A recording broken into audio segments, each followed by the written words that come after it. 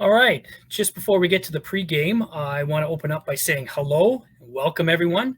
We do appreciate you taking the time to be here with us. And of course, we're really excited to share the next hour or so with you. Just before we hit the field, though, I want to acknowledge our beautiful land here in BC in which we are sharing and speaking. Thanks, Scott. We'd like to respectfully acknowledge that our work takes place on the unceded traditional territories of the Musqueam, Coast Salish, Kwantlen, Nooksack, Tsleil-Waututh, and Syilx First Nations people. Great, thank you. My name is Scott McKenzie. I work at Baseball BC, and one of the things I'm responsible for is female programming, which includes managing BC Girls Baseball. And that means I also get to host cool events like this where we can share experiences and information about how we can advance girls and women in baseball by being more inclusive. And what stands out for us throughout all our research here is that it's been fairly evident and well documented that gender equity, diversity, and inclusion results in improved organizational performance.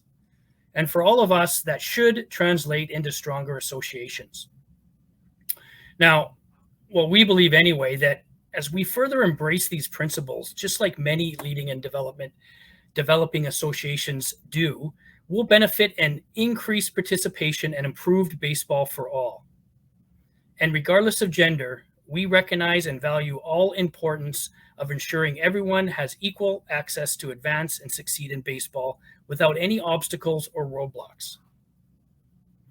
I guess it was a few years ago now or so, we began working on a set of tools or guides to help associations tackle some of this. And with support from many individuals and organizations throughout BC and across Canada, we created a female development manual, including practice plans and a whole bunch of great stuff. And most recently, driven by this manual, information sessions like this to support baseball associations and organizations everywhere. Again, all with the goal to advance the game of baseball by improving opportunities for girls and women in sport.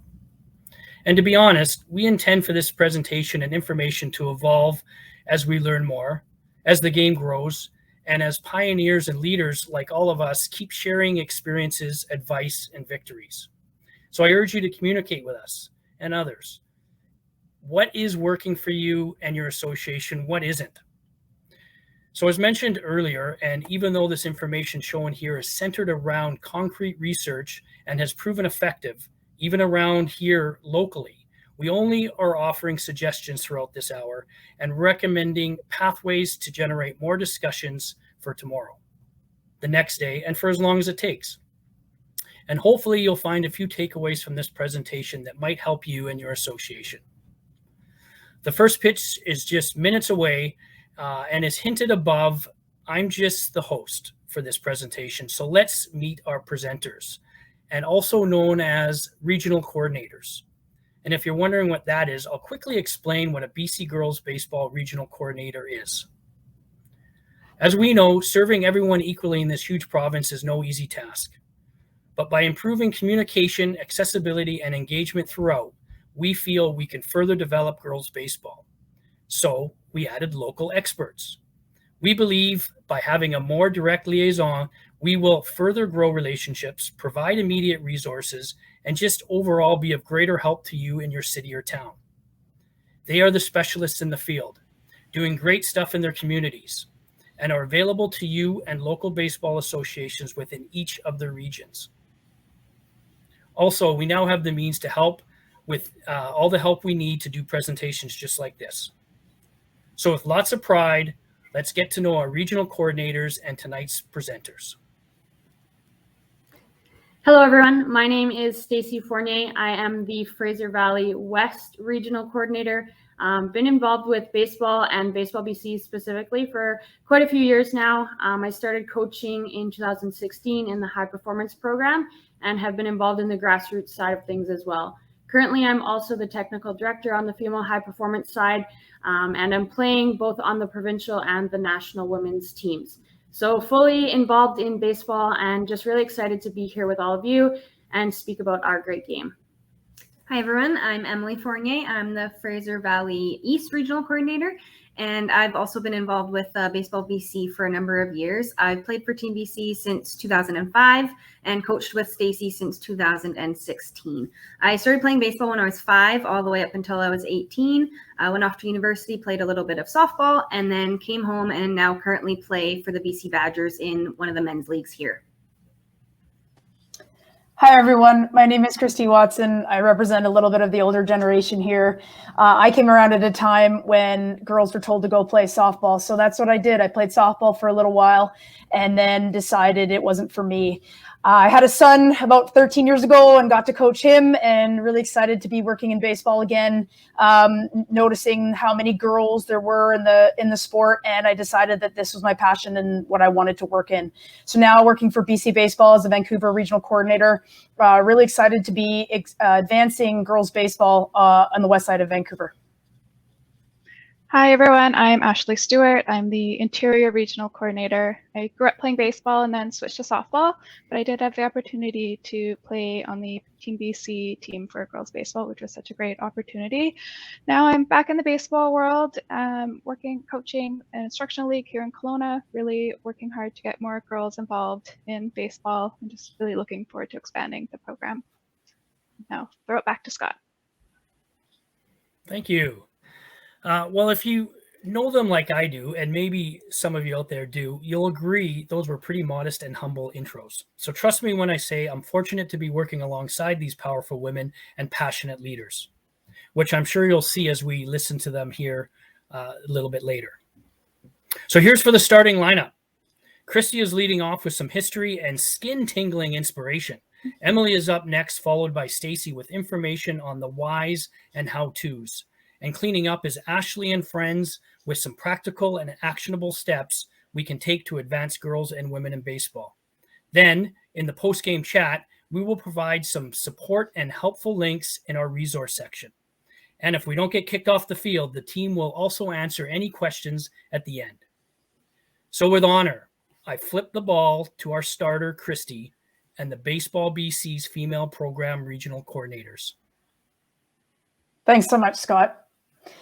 Many times when I think about girls and playing sports, I think about all the ways, all the distance we have come this far.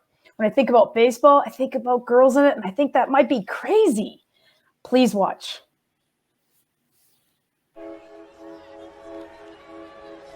If we show emotion, we're called dramatic. If we want to play against men, we're nuts. And if we dream of equal opportunity, delusional.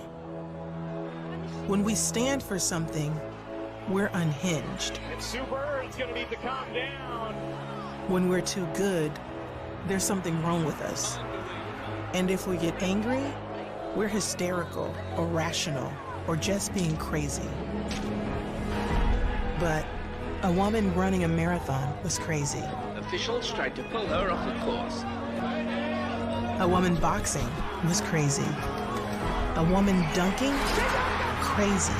Coaching an NBA team? Crazy. A woman competing in a hit job, changing her sport, landing a double cork 1080, or winning 23 Grand Slams, having a baby, and then coming back for more? Crazy, crazy, crazy, crazy, and crazy. So if they want to call you crazy, fine. Show them what crazy can do.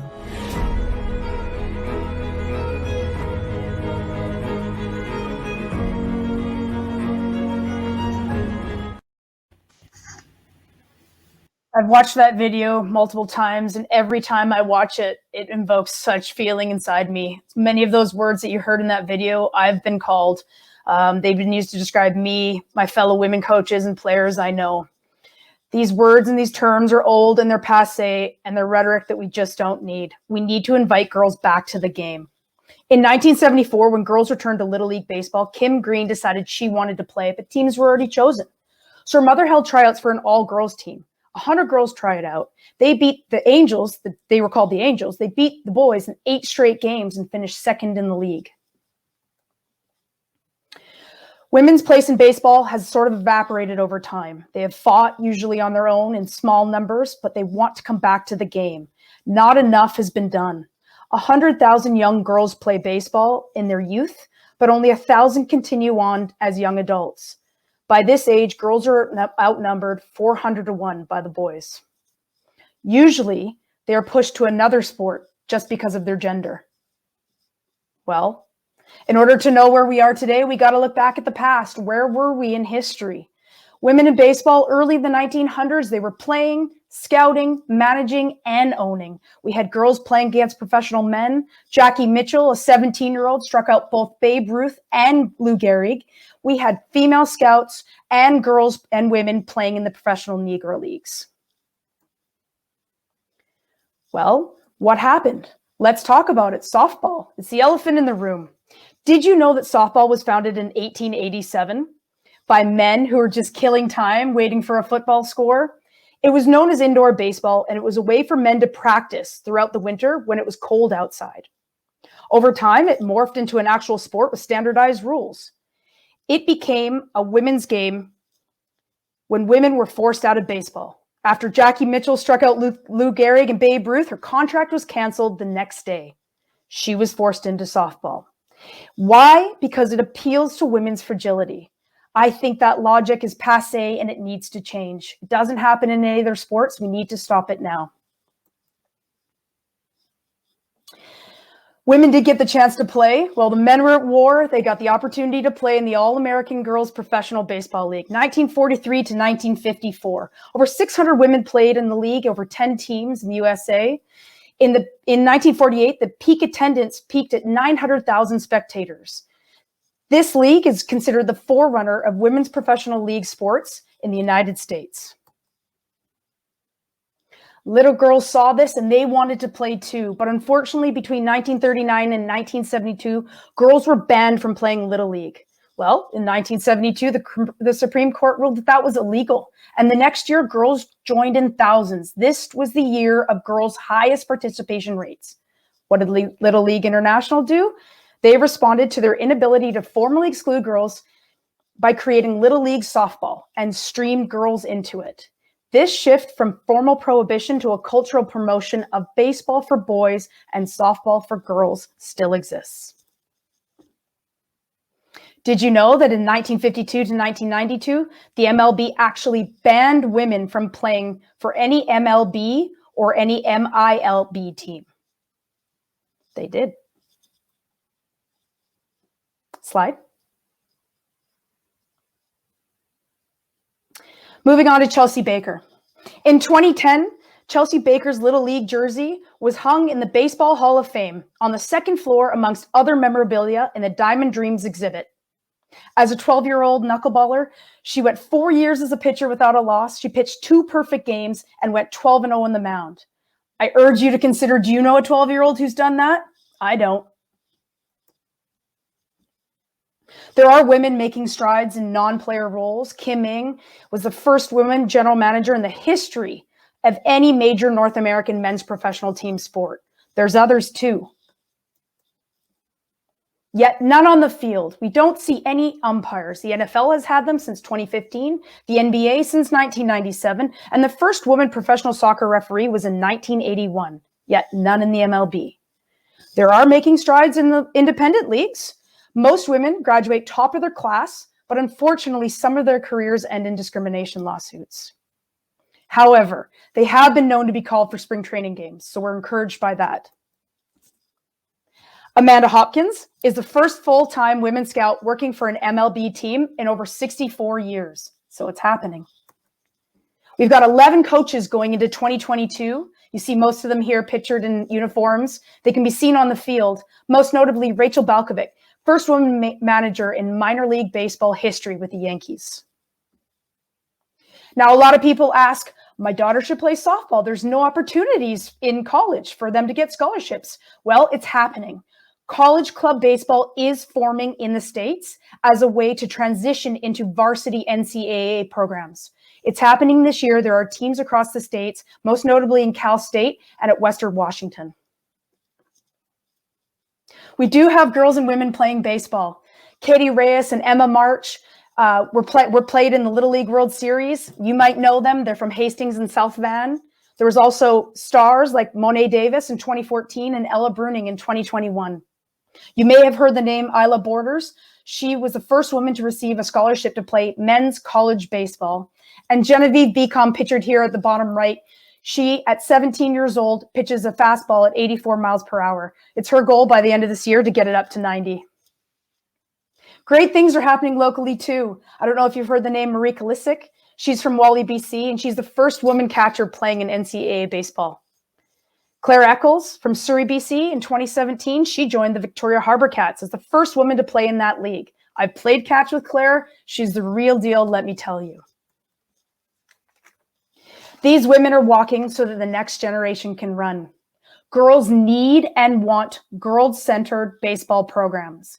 And my friend Emily is going to tell you why.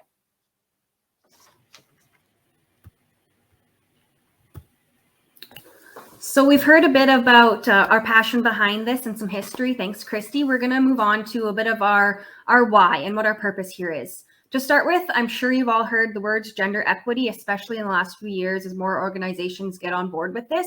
So I just want to start with a quick definition. Gender equity is the process of allocating resources, programs, and decision-making fairly to all genders without any discrimination on the basis of gender and addressing any imbalances in the benefits available to people of different genders. So on the slide here, we have the difference between equality and equity. They sound similar. It can be a bit confusing, but there's a very big distinction between the two. Equality is giving everybody the same tools and resources, the same starting line, while equity ensures fair access for all based on their needs, which involves a focus on getting people to the finish line. So an example of this is for equality. We have boys and girls teams of every age group in our club, which sounds great, sounds awesome. You're providing those same opportunities to both boys and girls.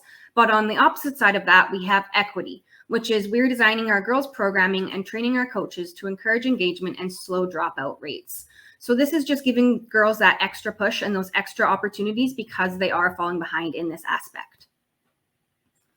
So why is gender equity important? What's the point of all of this? Our obvious and most important answer here is to provide opportunities for girls and women in sports and especially baseball, but embracing gender equity will improve your association in general and its members as well. Canadian Women in Sport and Baseball Canada conducted the Gender Equity in Sport Assessment in 2020 and a survey in 2021. According to the results, girls and women are consistently underrepresented in baseball because of a lack of representation of women at the highest level of governance across the sport, the perception of baseball as a sport for boys and men, as Christy mentioned, a lack of transparency in coach and player selection, and a lack of pathways or opportunities for girls and women to play and advance in baseball. The key word here is lack. There's really just that lack of representation, the lack of opportunities. And what we want to do is create these opportunities and fill that void. These factors are present day barriers that we need to overcome to create gender equity in baseball. So an example of mission, vision, and values of a girls program is our own BC Girls Baseball program right here at Baseball BC. You'll see our mission and our vision here, but what I really want to focus on are our values. You'll see we use words like friendship, confidence, fun, acceptance. These are words that are recurring themes throughout our presentation and probably words you've heard used many times before for girls programming as well as baseball in general. It is a fun sport. That's why we love it so much. And we'll expand on the importance of these as we go through implement. And I'm sure you'll hear these words mentioned quite a few more times. There are two sides that we focus on why girls should play baseball. The first is that it's important for personal growth and empowerment. And the second is that it's essential to building stronger associations. On the side of personal growth and empowerment, it really leads to higher self-confidence, which is why it's such a big part of our BC Girls Baseball values. And it also contributes to greater overall health. We'll get into some specific numbers and percentages of how girls playing sports impacts their physical activity levels, lives, and health on the next slide. And on the side of it being essential to building stronger associations is expanding opportunities for girls and women will bring in more numbers for you. And it really makes associations more diverse and inclusive, which really leads to more welcoming spaces. And we really do believe that the time for growth is right now. Some of our biggest reasons why are these fast facts and stats right here. According to Canadian Women in Sport, if a girl hasn't participated in sport by the age of 10, there's only a 10% chance that she'll be physically active as an adult.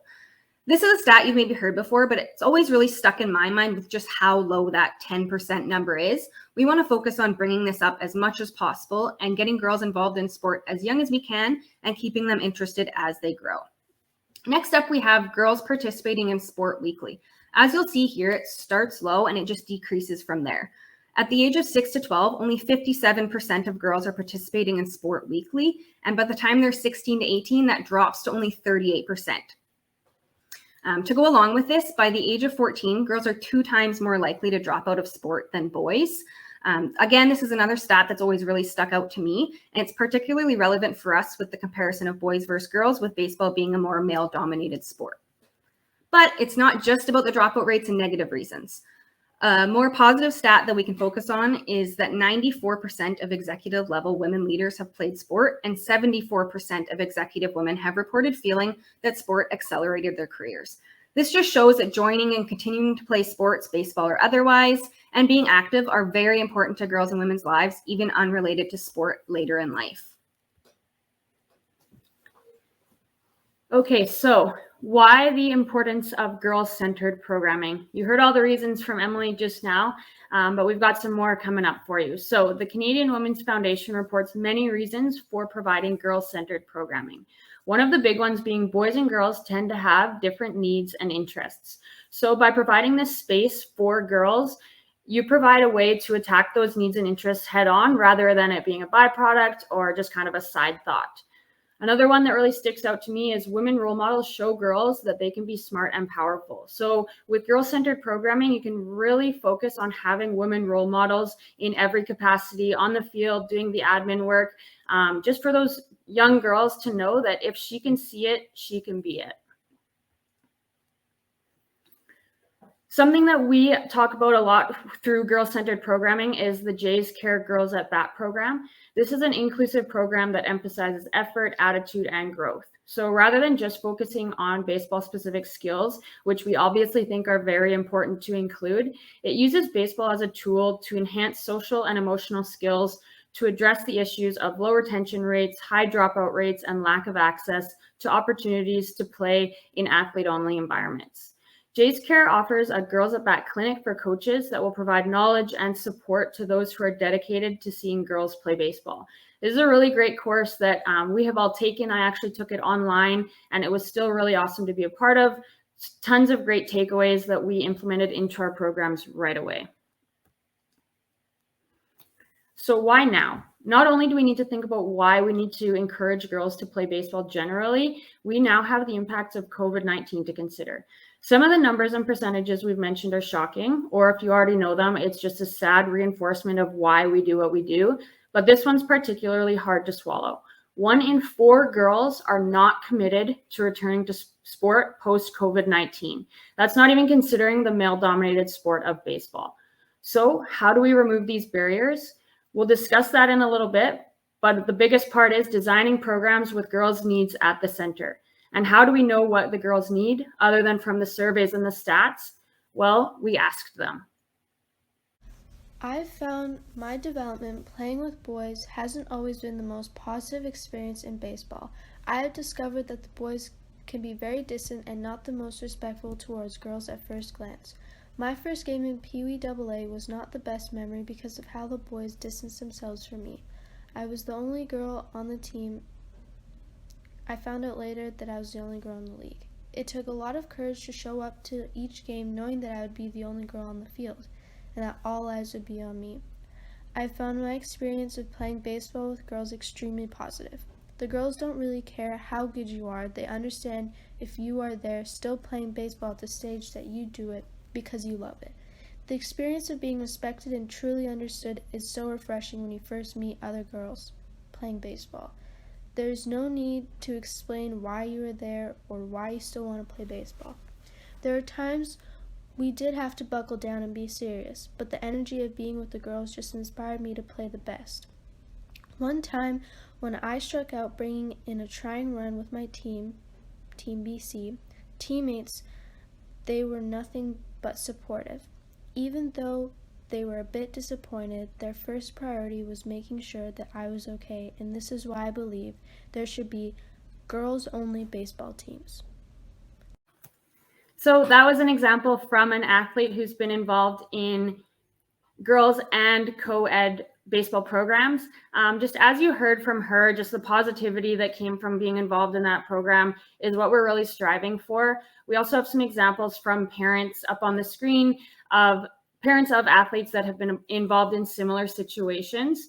I was really lucky growing up. I really enjoyed my time playing co-ed baseball, but it has been proven through research that given the chance, the vast majority of girls would prefer to play with other girls, especially if the level of talent and competition is comparable to co-ed experiences.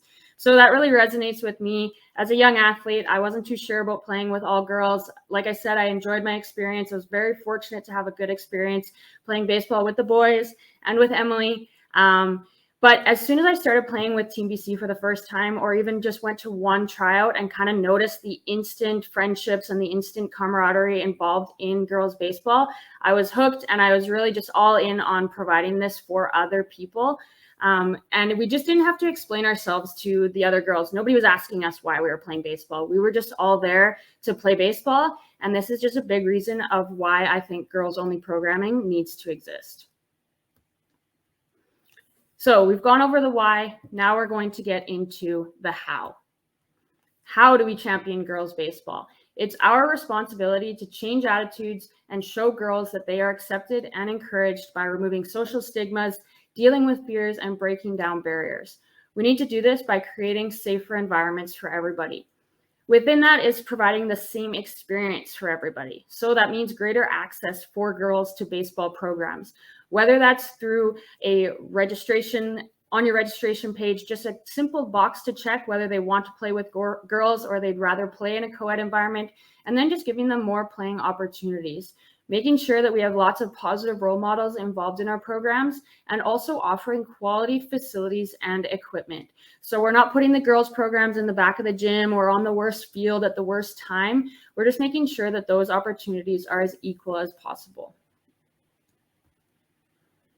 So dealing with these fears and breaking down barriers, some of the things you might hear from young athletes are, I won't be seen as a girl, they'll call me a tomboy, I'm not an athlete. So just kind of providing you with ways to tackle these things. And especially a big one is baseball is for boys and softball is for girls. Clearly, boys and girls can play baseball, boys and girls can play softball. And that's something that we really want to advocate for, the choice of girls playing softball or baseball.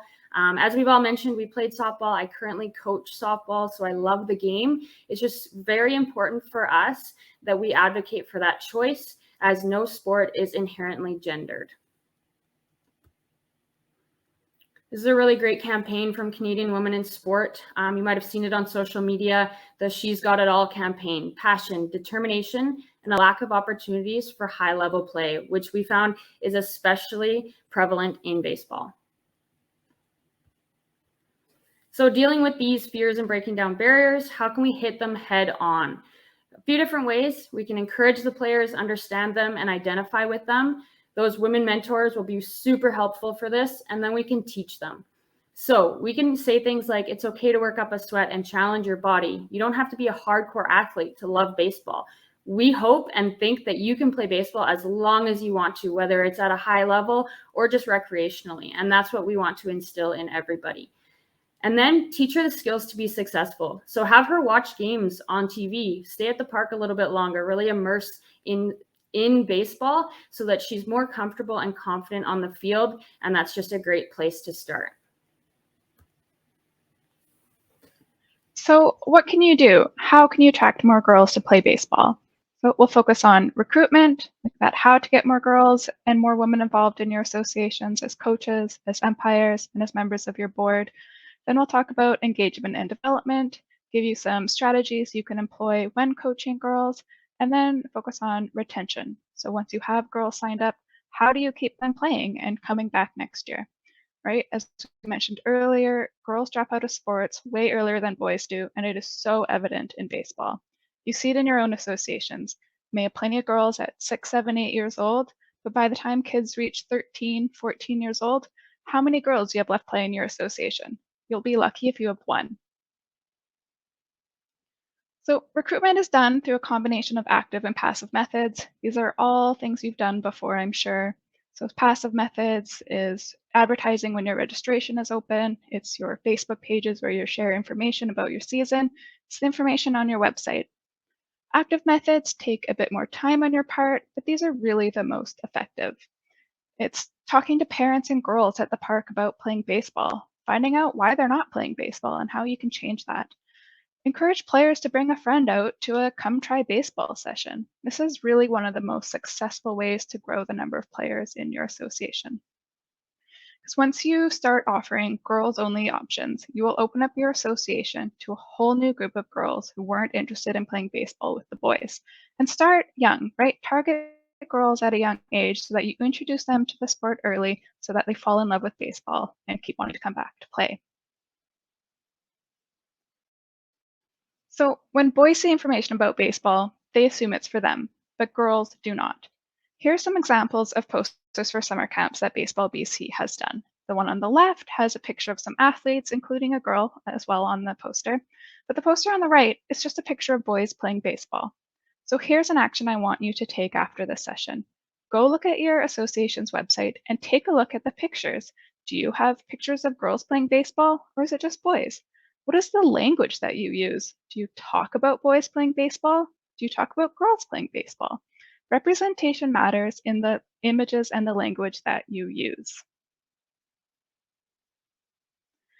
Having women role models in your organization will help you recruit and retain girls to play in your association.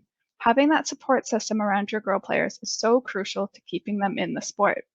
So encourage women to be coaches and umpires too.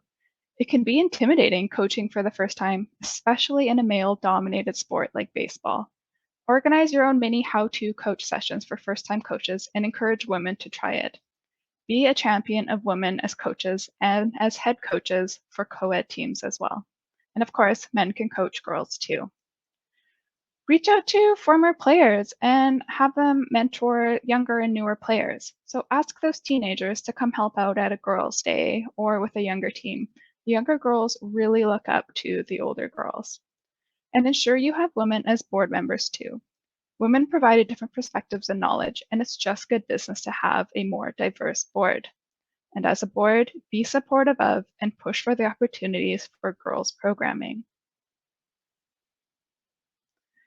So the research shows there's a difference between how boys and girls engage with sport. This can help us in our coaching decisions. For boys, you'll see them put in the effort first, and then comes the performance, and then acceptance is part of the team. But girls, it's actually the opposite. They like to feel accepted first and feel like they belong as part of the team. Once they have that, then you'll see them put in the effort, which then leads to performance. So when it comes to coaching girls, there's some key things to keep in mind to help them feel a sense of acceptance and belonging, which ultimately leads to having fun and loving sport. First, it's that positive team dynamic. Build a sense of belonging by getting to know your players and helping your players get to know each other. Incorporate icebreakers during warm-up. Mix up your groups all the time when you're doing drills, and make sure that you do a bunch of different activities and build like a welcome routine, have a special high five, something that everyone participates in. Second, instill confidence and competence. So this is really tied to girls feeling like they are accepted and that they belong on the field. So use progression in all your drills and games. This allows players of different abilities to do the same drills and encourages progression for all athletes. And praise the effort, not the outcome. This is especially crucial for players early in learning the game, so you can focus on how they are improving. And thirdly, positive coaching. Constantly fill the E-tank. This is your emotional tank.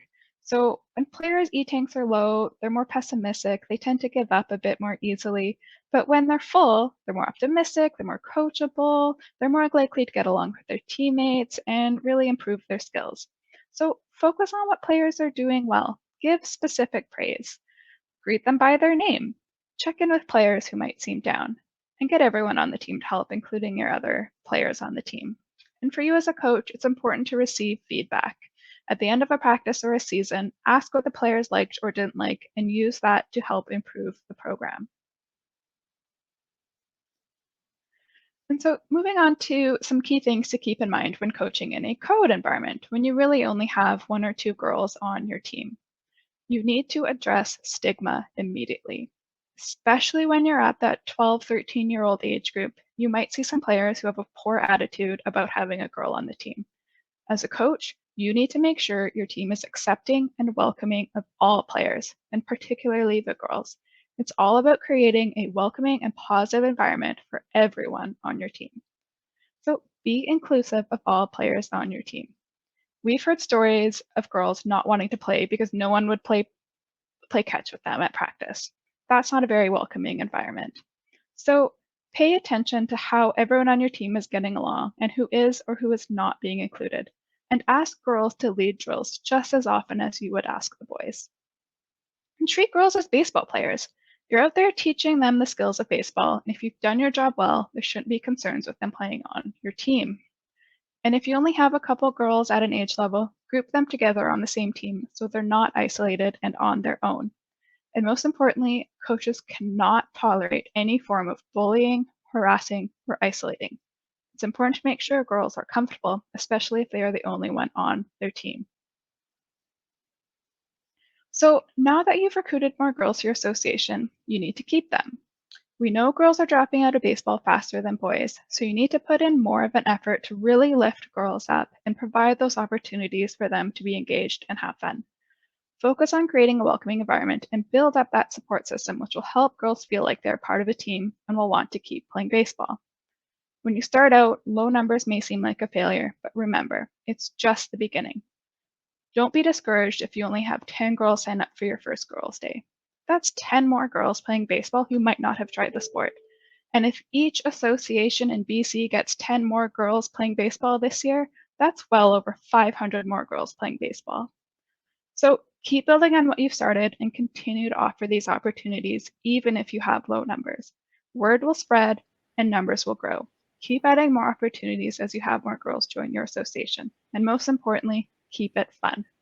Create a sport environment that's diverse, welcoming, and fun, and you'll see girls coming back next year and bring their friends. So we've heard how to implement it. We have some awesome opportunities as your regional coordinators with Baseball BC that we can help you implement in your association. So you can be a host association for Baseball BC events.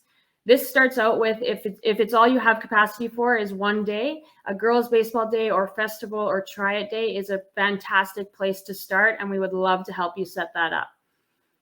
Moving into instructional programs and sessions, this is, first of all, supplemental to your league. So the girls can be participating in your league, and this would be supplemental to that. We've had instructional programs in Wally, in Kamloops, in Victoria, and Vancouver, and they've all just been a really great program for the girls. Moving into preseason development programs, this is something that Christy's actually running in Richmond right now, an 8-week program for girls ages 12 to 16, and it's been going really well. Just getting the girls together for some extra baseball before the season, before they typically might have started. Then moving into spring break and summer camps. Typically, these are 3 or 4 day camps in an all-girl environment with women mentors, with national and provincial team players have been there in the past. And it's just a great opportunity, again, to get together with the girls. And then moving into jamborees and tournaments. So we've hosted a few jamborees in the past in Surrey and in Kamloops, which have just been a really great way to actually bring together full teams of girls to play games against each other all day long. And then hopefully one day we'll have some full tournaments happening. Then on the high performance side of things, you can actually be a host association for ID camps or provincial camps. So getting those higher level players out to your fields. Then moving into what you can do as an association, you can be a host for all girl teams. So first step is offering choice to register for those teams on your registration page. Create all girls teams to play in your associations, which we've had in Surrey and Vancouver, Chilliwack in the past in both spring and fall ball. and then playing games against neighboring associations. So the ultimate goal is to have girl-only divisions and leagues and have you be completely self-sufficient in your girls baseball programming. But us as regional coordinators, we are here to help you until you get to that point.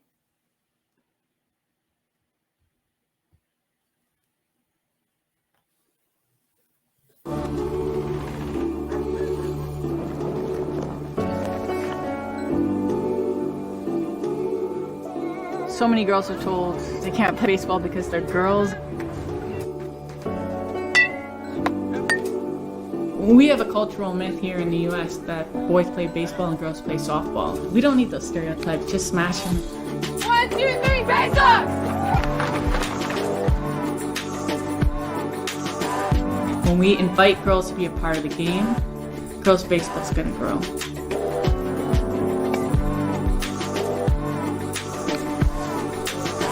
I play baseball to make a point to the world that girls can do anything guys could do. I think baseball is the greatest game on earth and everyone should play.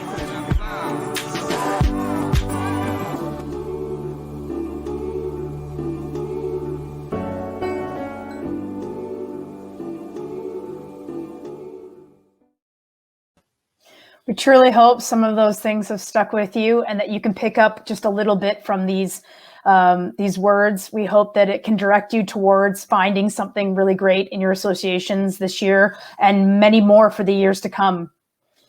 We have some resources for you. There's lots out there. Most notably, the Baseball BC website is a great place to start. We have a whole section on girls baseball there, as well as high performance avenue there as well. We also have developed a development manual and practice plans that you can access. We can get those to you. You can definitely get them on the Baseball BC website. YouTube is a great place to go. There's lots being poured out there these days by professional women in the sport. You can also access the Canadian Women in Sport website. They have a lot of good information there too. And as well, there's more gender equity stuff. If you just Google, you'll find tons of gender equity stuff online. We would really love to be a part of anything that you would like to do in the future. We are your biggest resources. I really hope that you'll take a second to screenshot our information at the end of this and reach out to us. We'd love to be the people that can help you out with your girls in baseball programming going forward. Yes, thank you, Christy. As we go into the last inning here, I just want to try and summarize a bit by suggesting not all of this is easy, nor is it all done overnight. Some change is effective and some is not always as much. But mostly what our experience has taught us is just not to give up. What didn't work before might work today or tomorrow. Collectively, we have the strength to do anything. And finally, I'll say this. To be more inclusive and achieve gender equity in baseball, everyone needs to commit to playing a part. Whether you're a player, a coach, official, a parent, executive, or a fan, there's a role for you. Girls and women in baseball need allies to support and champion their needs. So take action. How can you do that? Well, for starters, we could take action by speaking up and starting conversations. Educate and train yourselves and others. Invite, recruit, and nominate women as mentors and leaders. Mentor girls and women to be leaders. Take action by continuing to promote and communicate all these opportunities. And of course, celebrate our successes and let's just have fun with it. Last, and in closing here, I'd like us all just to take a moment. I ask you to please take this moment with us as we would like to pay respects to one of our own that we tragically and recently lost. One of the best female mentors we've ever known. And even though there really are no words that can justify her true glorification and meaning to us, or to all of those around the world that knew her, I ask to reflect in your own way. Please take this moment to view this next slide.